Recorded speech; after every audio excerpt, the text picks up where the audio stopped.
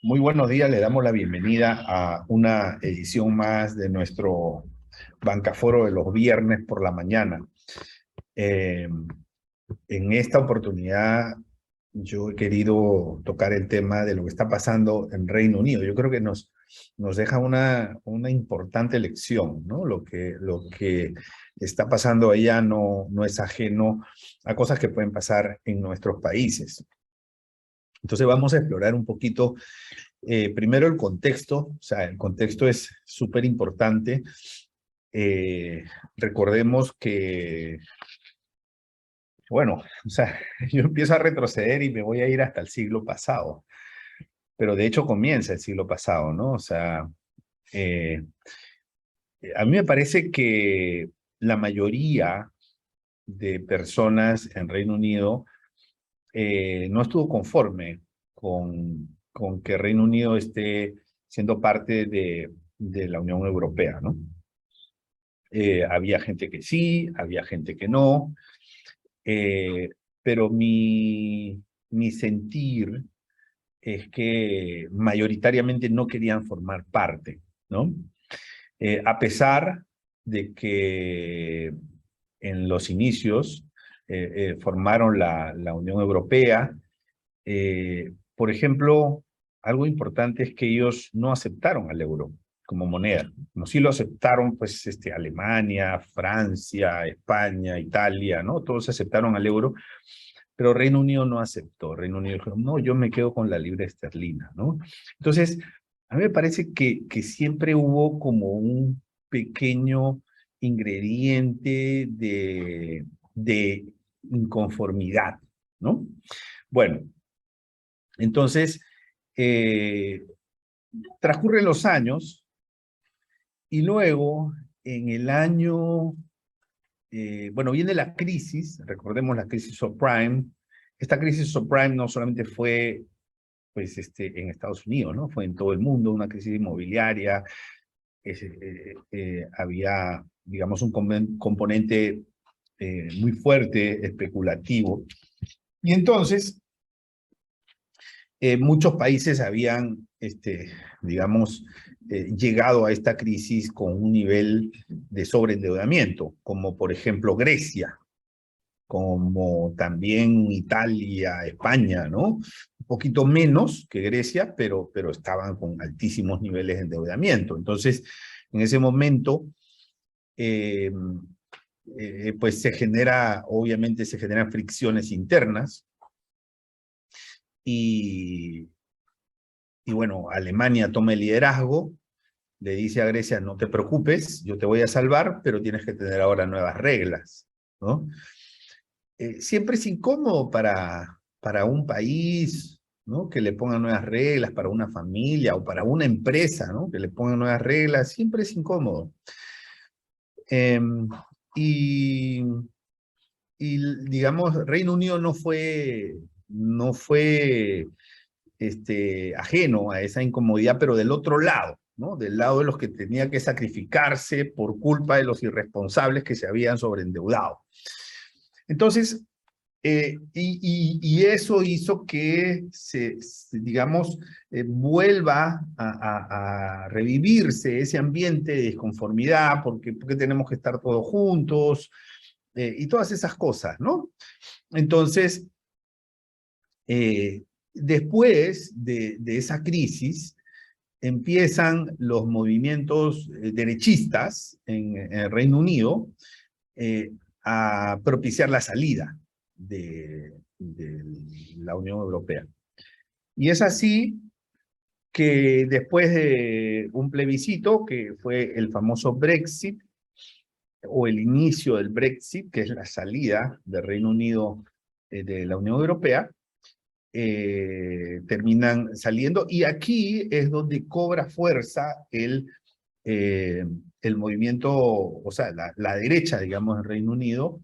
En este caso, Boris Johnson, el líder de la derecha, se suma, digamos, a esa ola mm, de inquietud de la mayor parte de la población, gana popularidad y llega a ser primer ministro en el año 2019, o sea, un año antes de la pandemia, con una buena popularidad, porque era uno de los que más insistía en la salida del Reino Unido de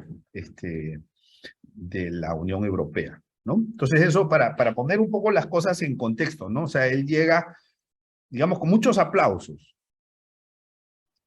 Le voy a pasar una pequeña lámina para que ustedes vean la situación, porque me voy a ir a lo económico, ¿no? Que es el tema principal, obviamente. ¿Ok? Entonces, pero la economía, no nos olvidemos que es una ciencia social, o sea, tiene que ver con la política, tiene que ver con la sociología, tiene que ver con la psicología, ¿no? Entonces, miren, este es el precio de la libra esterlina, ¿no? En comparación contra el euro, ¿ok? Entonces, aquí nosotros podemos ver que esto incluye, ese es el último año, la evolución del último año, incluso esto estaba por encima de 1.4, ¿no? En años anteriores, y se está acercando prácticamente a la paridad, ¿no? Está muy cerca de la paridad, ¿no? 1.12 a la fecha, pero hay una tendencia clara, ¿no? Y la mayor parte de analistas piensa que esa tendencia va a seguir disminuyendo por cosas que vamos a explicar aquí, ¿ok? Entonces, ¿cómo puede ser posible que una moneda pierda tanto valor? Ahí es donde tenemos que entender a la economía como una ciencia social, como una ciencia que toma en cuenta otras disciplinas que tienen que ver con las personas. ¿Ok? Muy bien. Entonces, aquí les presento a Boris Johnson, ¿no? Esa persona que ustedes ven ahí, este político, que muchas veces lo han visto despeinado, o sea, digamos, su forma habitual de presentarse es despeinado, ¿no? O sea, y eso le da un matiz de carisma, porque la población lo concebía como una persona auténtica, ¿no? Una persona auténtica. Que no necesitaba peinarse para agradar a los demás, ¿no? Una persona bonachona, sincera, y eso era bien recibido por parte de la población del Reino Unido, ¿no? O sea, cuando digo sincera era la percepción, ¿no? Después vamos a ver que, pues, que no era totalmente sincero, ¿no? Pero bueno, entonces, así llega él con muchos aplausos a ser primer ministro en el año 2019 y ahí empiezan a pasar cosas que después tienen consecuencias dentro de lo que nosotros acabamos de ver, que es la evolución de la moneda. ¿Ok? Bien. Entonces él gana en julio del 2019 como parte de, o es elegido primer ministro, ¿no? Por parte del Partido Conservador, ¿no? El partido de la famosa Margaret Thatcher, ¿ok? Eh, en agosto, él, como tenía mucha oposición en la Asamblea Legislativa, en el Parlamento, ¿ya? Entonces, él en agosto, él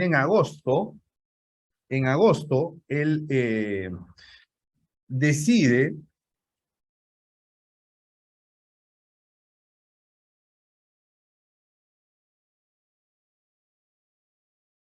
disculpe, bueno, entonces, él en agosto solicita, ¿no? Eh, solicita exonerarse de las autorizaciones del Parlamento, ¿ok? Y esto es declarado, pues, ilegal o inconstitucional. Porque tenía muchas trabas. Él lo que quería era salirse del Brexit y en esa posición derechista estaba muy, muy enfocado. Bueno, pero resulta que esta negativa que se le da para evitar la oposición del Parlamento le juega a favor. Y en diciembre, el Partido Conservador gana la mayoría en el Parlamento. Entonces, con eso tenían el camino libre para salirse del Brexit, ¿no? Entonces, todo esto hacía a Boris Johnson una persona muy popular, ¿no? Y ya en enero del 2020, un poquito antes de la pandemia, ¿no? Reino Unido abandona la Unión Europea oficialmente, ¿ok? Firma todos los documentos que había que firmar y cierra, digamos, esa salida. Recordemos que en marzo del 2020 llega la pandemia. Y cuando llega la pandemia, digamos, la posición del primer ministro Johnson y la posición oficial era, bueno, nos vamos al contagio masivo, la inmunidad del rebaño. O sea, nos contagiamos todos, se mueren los que se tienen que morir y la vida continúa, ¿no? La posición derechista. Entonces, pero no le va bien. Entonces ahí tiene su primer revés, Boris Johnson. Incluso se llega a contagiar del COVID, ¿no? Y pues mucho de esta, digamos, de esta posición derechista era, no, esta enfermedad, esto es como un resfrío fuerte, que esto pasa, y bueno, los que se mueren igual se van a morir otra cosa, y entonces era como un discurso bastante peculiar. Muy bien. Y resulta que después se arrepienten de la inmunidad de rebaño y dicen, no, no, no, es que esto no puede seguir así porque los hospitales estaban abarrotados, entonces todo colapsa. Y entran dentro de la estrategia clásica en la que entró la mayor parte de países, que fue el confinamiento. Obviamente, el confinamiento en Reino Unido no ha sido muy diferente del confinamiento de nuestros países, ¿no? ¿Y qué pasa? Que en el mes de mayo, ¿no? Ellos empiezan, digamos, se les encuentra, ¿no? Que estaban festejando con los empleados de la oficina, tomando vino y, vamos a decir, fiesteando, ¿no? En plena pandemia, ¿ok? Bueno, en nuestros países también ha pasado eso. Entonces, en el mes de junio, ¿no? Le hacen supuestamente una fiesta sorpresa, ¿no? Una fiesta sorpresa. Donde asisten, pues, una gran cantidad de empleados, incluyendo el ministro de Economía. O sea, hay que ponernos en el contexto. Junio del 2020, o sea, no existían vacunas, el confinamiento era casi completo. Entonces, una fiesta en ese contexto, ¿no? Entonces, es un escándalo que empieza a debilitar la credibilidad en Boris Johnson. Entonces, luego, tiene otro revés cuando se le va a alguien de su equipo, ¿no? O sea, en noviembre de ese año, ¿no? Dominic Cummings, que era el cerebro de la campaña del Brexit, se le va y lo empieza a criticar, ¿no? Bueno, y así termina pues el año 2020, en el 2021 nuevamente, recordemos que al inicio del 2021 hay un rebrote, entonces nuevamente viene el confinamiento. Hay problemas con el Brexit, porque lo que pasa que por firmar rápido, pues aceptaron unos protocolos, porque ustedes saben que Irlanda del Norte pertenece a Reino Unido, pero Irlanda, a secas, pertenece a la Unión Europea y ellos tienen frontera.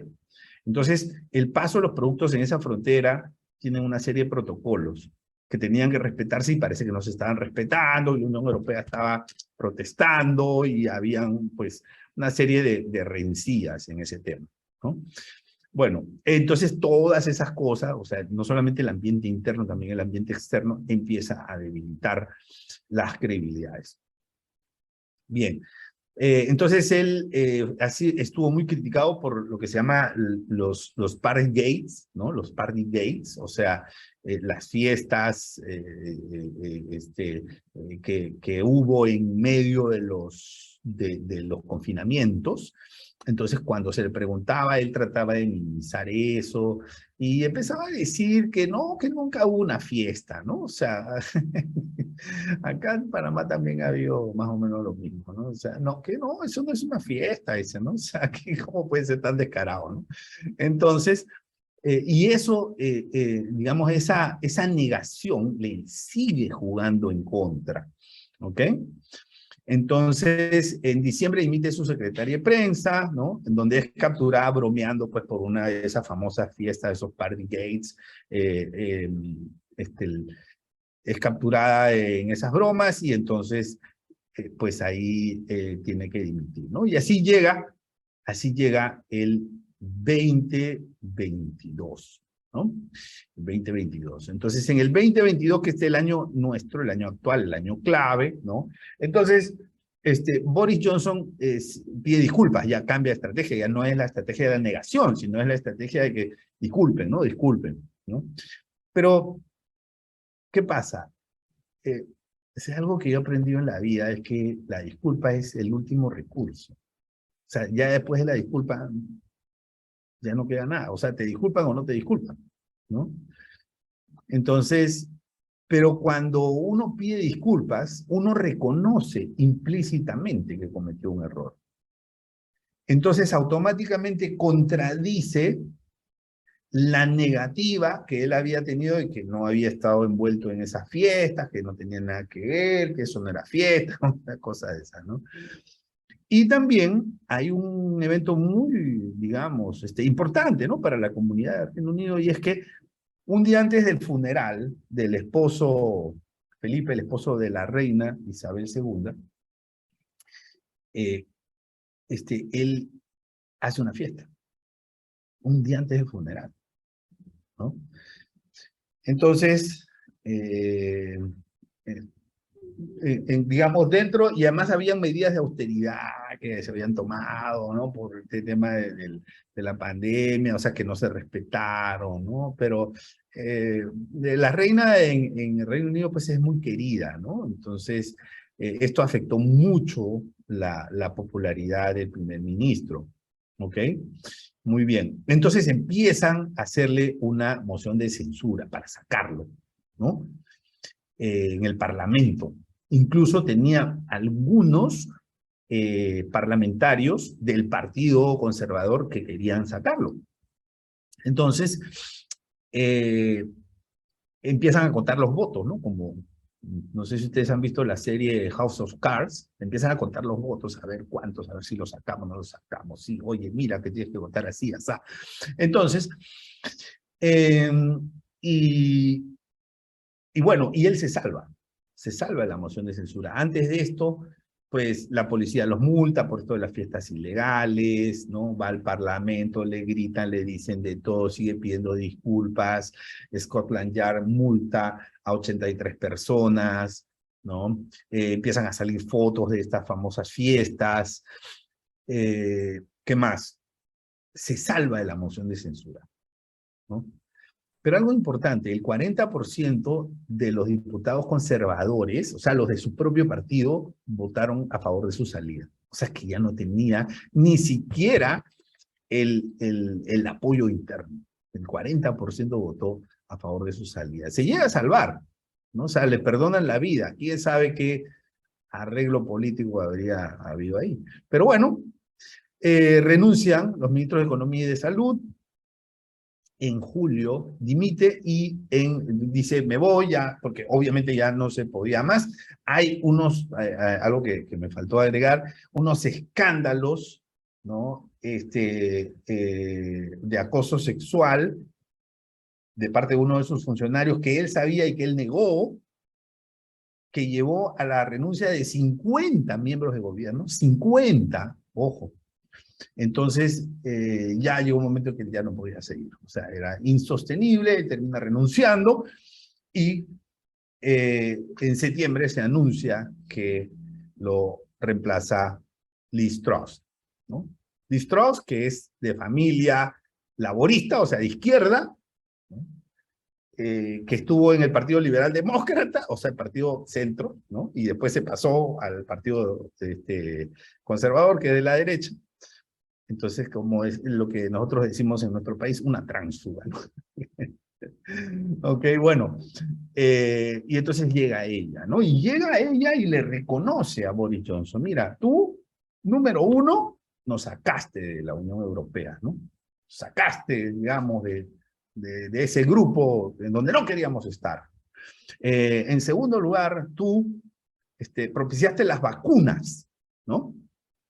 La vacuna de AstraZeneca con la Universidad de Oxford, tú propiciaste las vacunas, tú nos salvaste la vida, ¿no? Y tercero, tú apoyaste a Ucrania, ¿no? Y te enfrentaste a Putin, ¿no? Eso es lo que le reconoce Liz Truss. Entonces, bueno, el asunto es que él ya salió como primer ministro, sigue siendo parlamentario, ¿ok?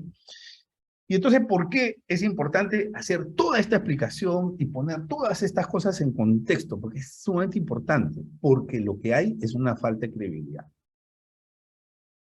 Lo que hay en estos momentos es una falta de credibilidad. Entonces, ¿qué pasa? Tú puedes ver los numeritos, pero si tú no entiendes el contexto y tú no conectas los numeritos con el sentir de la gente, entonces tal vez no vas a entender muy bien las expectativas que están detrás de los números, ¿no? Entonces, por eso yo les he querido pintar, digamos, de esta pequeña historia de lo que ha pasado en los últimos años en el Reino Unido, porque ahora sí podemos entender mejor los números. ¿Cómo están los números del Reino Unido? Vamos a darle una miradita a esos números.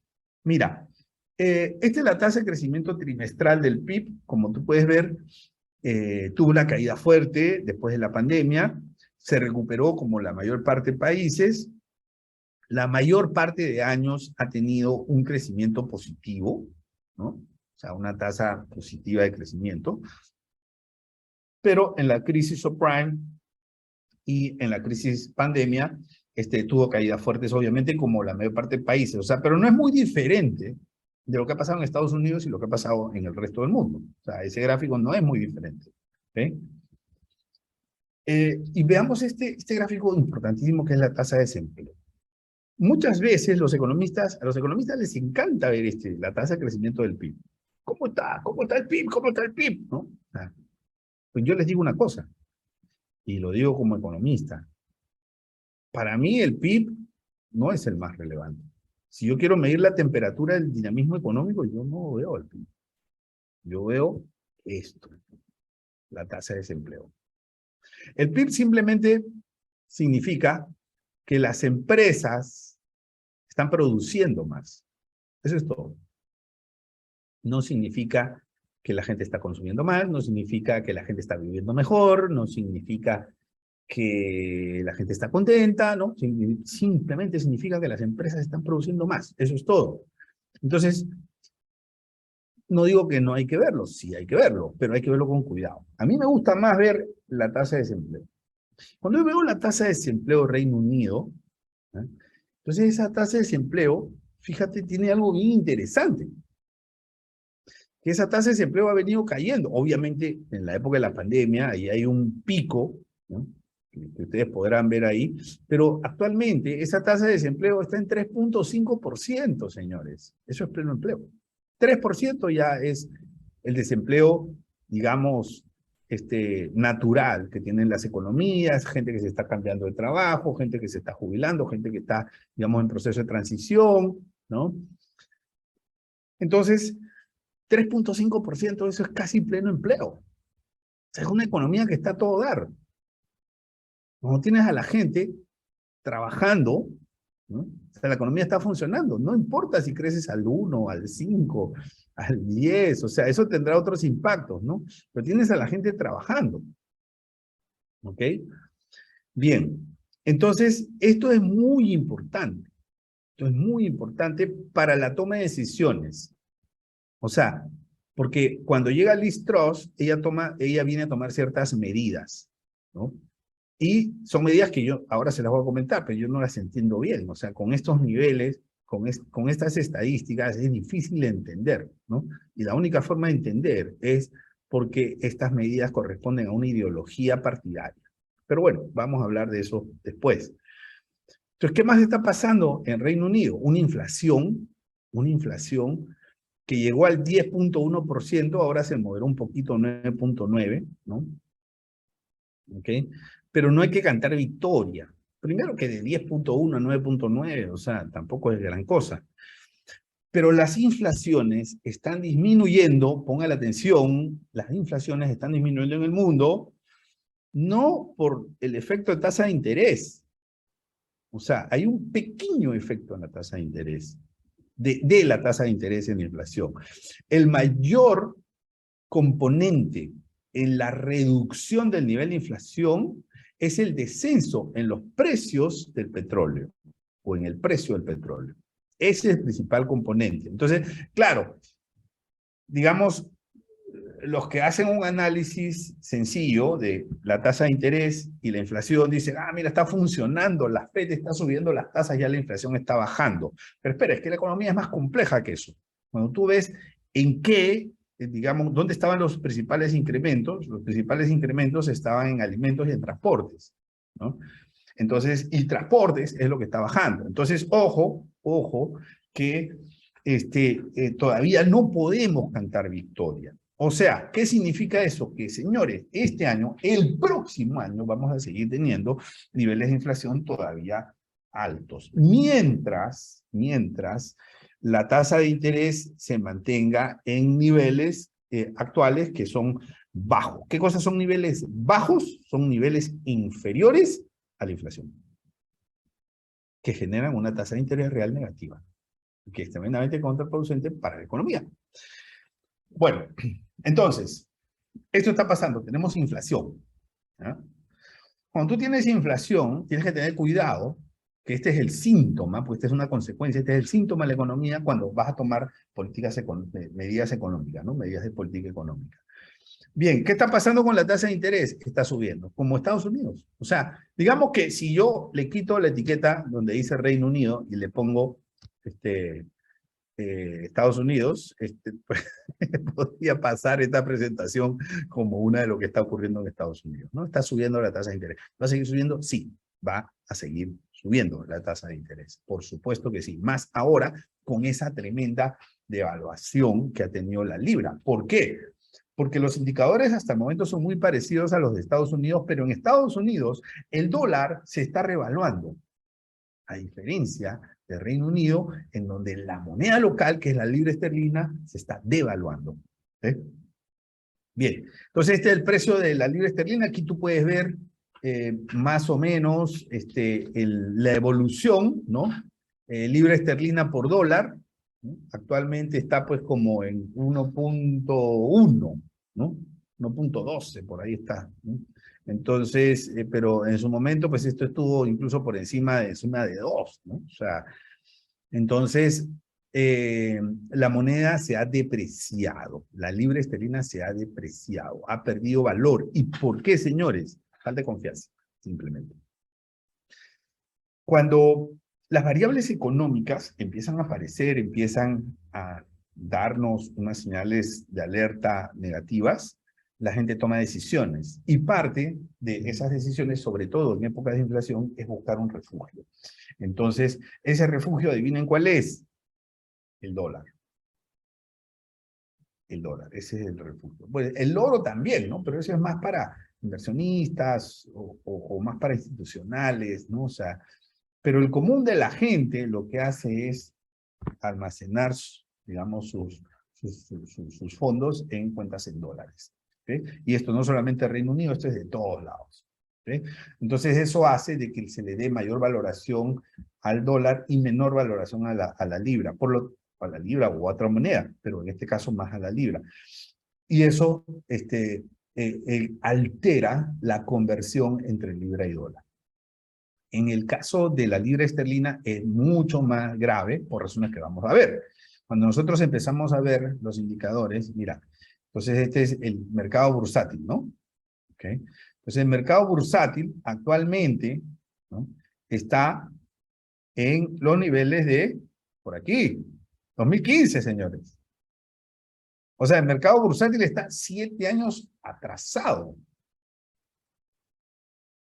¿sí?, con pleno empleo.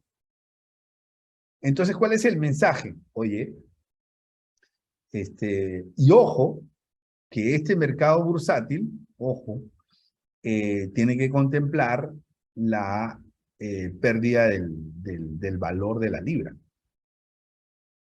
O sea, que esto estaría todavía mucho más abajo si tú tuvieses que incorporarle la depreciación de la libra. Porque esto está en libras, o sea, los mercados bursátiles siempre se cotizan en la moneda local, entonces esto está en libras. Si tú lo conviertes a dólares, Entonces en dólar ya pues es un monto mucho menor, ¿no? Muy bien.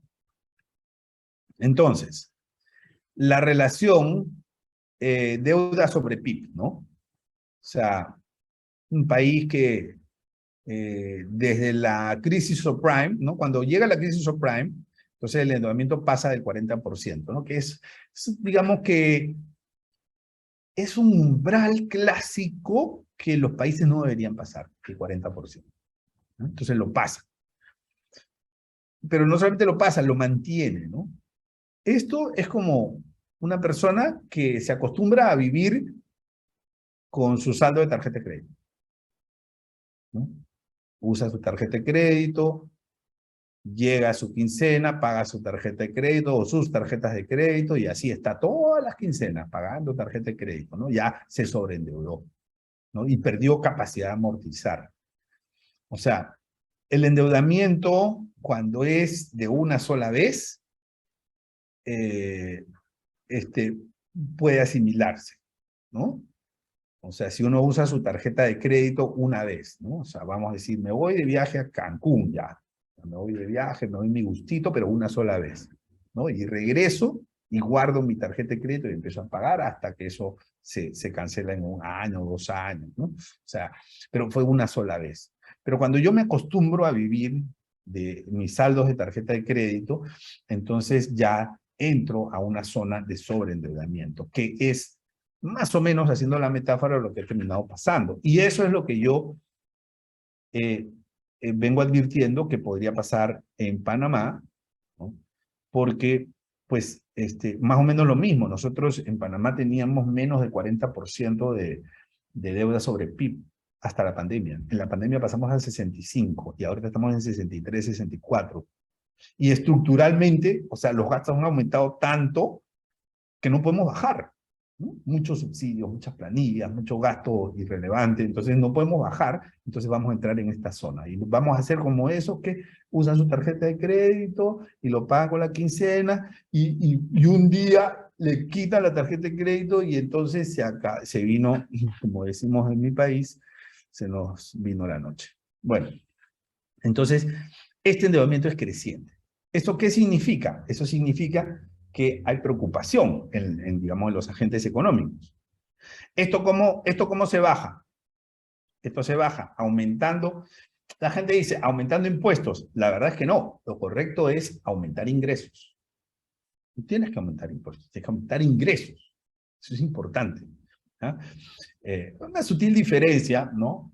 Pero es importante. O sea, tú no necesitas aumentar impuestos. Porque tal vez bajando impuestos recauda más. O sea, cuando los niveles de evasión son altos, y en Latinoamérica pues tenemos esos casos, ¿no? Cuando los niveles de evasión son altos, tú bajas impuestos, puedes aumentar ingresos, ¿no? ¿Okay? Pero Reino Unido no tiene una realidad muy parecida a Latinoamérica. ¿Okay? Bueno, lo que pasa es que a los conservadores no les gustan las tasas de impuesto altas, ¿no? O sea, los liberales, ¿no? Ellos quieren tasas bajas, ¿no? Si por ello fuera, la tasa sería cero, pero eso no puede ser, ¿no? Porque ¿de qué viviría el país? Entonces, la otra es reducir los gastos, ¿no? Pero con los niveles de impopularidad que hay, por eso es importante medir la temperatura sociopolítica, ¿no? Con los niveles de impopularidad que hay, es muy difícil poder bajar los gastos. O sea, porque te toca salir a dar malas noticias. Bien, una combinación de las dos cosas también puede ser. ¿Okay? Y hay otras, ¿no? O sea, privatizar empresas, ¿no? Para bajar la deuda, que es algo que, por ejemplo, quieren hacer en Costa Rica, ¿no? Que se ha anunciado que, bueno, se van a privatizar a unos bancos y que los van a vender y que con eso van a bajar la deuda.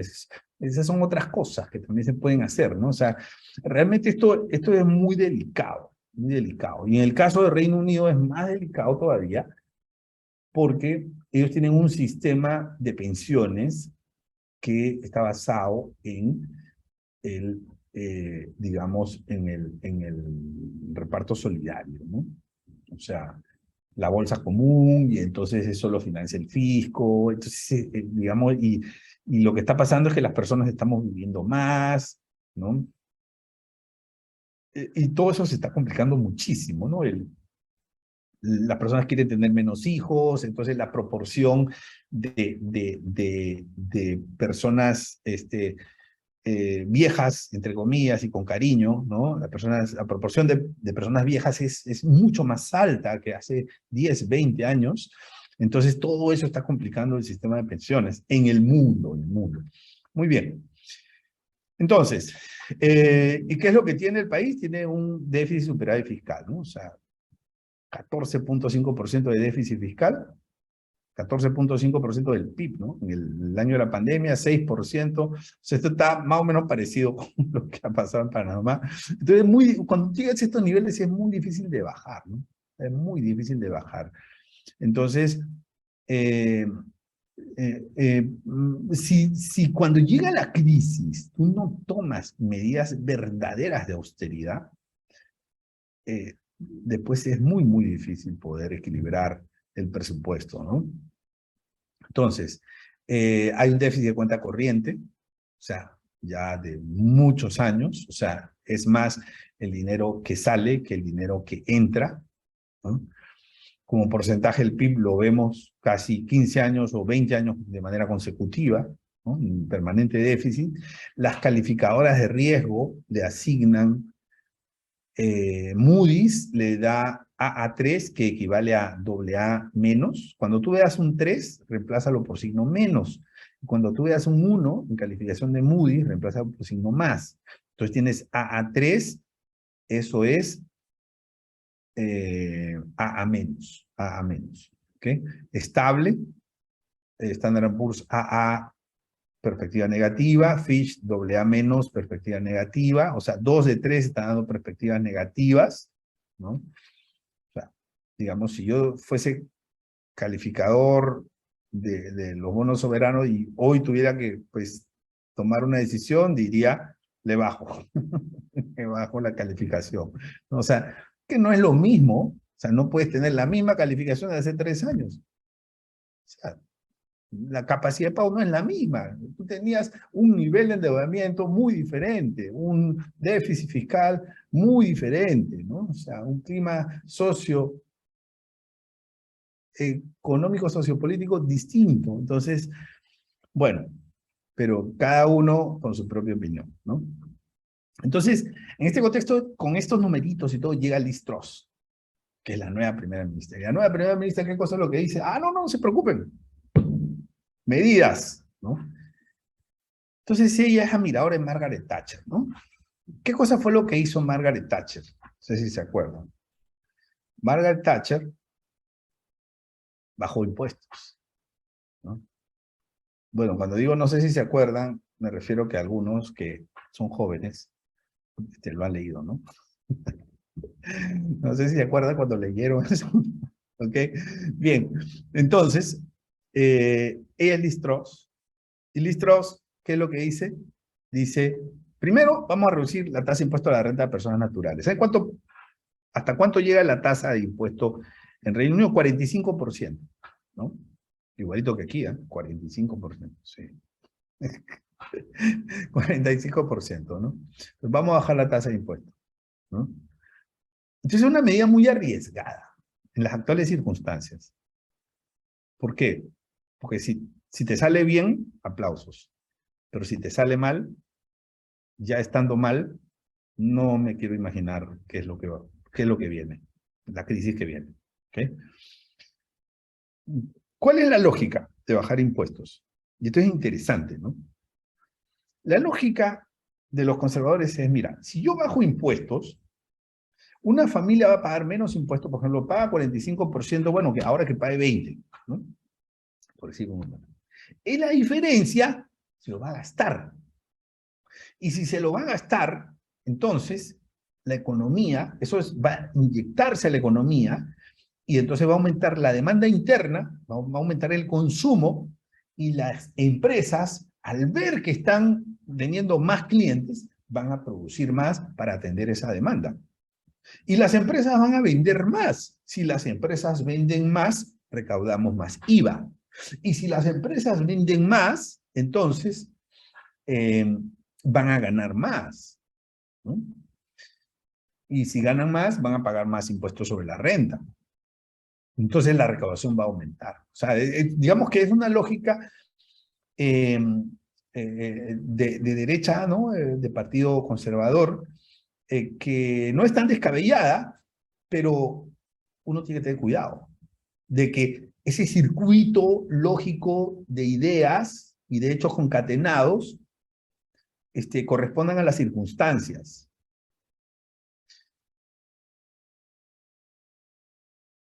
Si la gente paga menos impuestos, entonces va a consumir más. Cuidado, porque de repente no va a consumir más. ¿Y qué pasa si paga deudas? No consume más. Entonces falla ese análisis, ese circuito, digamos, de ideas consecutivas no se concreta, ¿no? En las actuales circunstancias es muy, muy peligroso, porque si esa apuesta no sale bien, con el nivel de deuda y con el nivel de déficit fiscal, después no puedes retroceder. O sea, ¿cómo tú le vas a decir hoy día, señores, vamos a bajar la tasa de impuestos y 6 meses después, cuando la cosa no funciona, decir, no, no, no, ahora la vamos a subir? Ya no puedes. Ya no puedes. O sea, entonces, cuando te sobra dinero, sí, cuando tienes superávit fiscal, sí puedes ser arriesgado y decir, bueno, vamos a bajar impuestos. Si me sale mal, no voy a cambiar de política. Simplemente, pues se voló mi superávit, pero bueno, puedes asumir ciertos riesgos, ¿no? En las actuales circunstancias, a mí me parece, como economista, que es peligrosísimo, ¿ok? Entonces es interesante analizar estas políticas, ¿no? Sobre todo que no es de nuestro país, nos permite aprender, ¿no? Dilucidar, discernir, y luego, pues, ojalá algún día poder implementarlas o no en nuestros países, ¿no? Pero digamos como ejercicio de análisis, porque tenemos que tener, digamos, una costumbre analítica, ¿no? Eso es bien interesante. Bien, otra cosa que promueve el Liz-Truss, reducción de tasas impositivas inmobiliarias, ¿para qué? Para promover el mercado inmobiliario, indudablemente, ¿no? 3, evitar subir el impuesto a las sociedades. Lo que pasa es que el impuesto a las sociedades iba a subir. Estaba está en el Parlamento, ya está el proyecto, o sea, está a punto de subir. Entonces dijo, no, no sube, ¿no? O sea, no es como bajar impuestos, ¿no? O sea, mejor dicho, no es bajar impuestos, pero el efecto es como si se bajaran los impuestos. ¿Okay?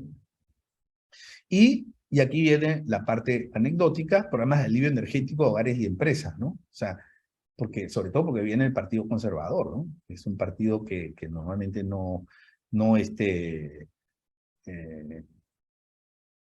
digamos, no le gustan los subsidios, ni los alivios, y cada uno se salva como pueda, y ese tipo de cosas, ¿no? Así que, pues, esa es mi presentación sobre el caso de Reino Unido, el análisis de la economía de Reino Unido.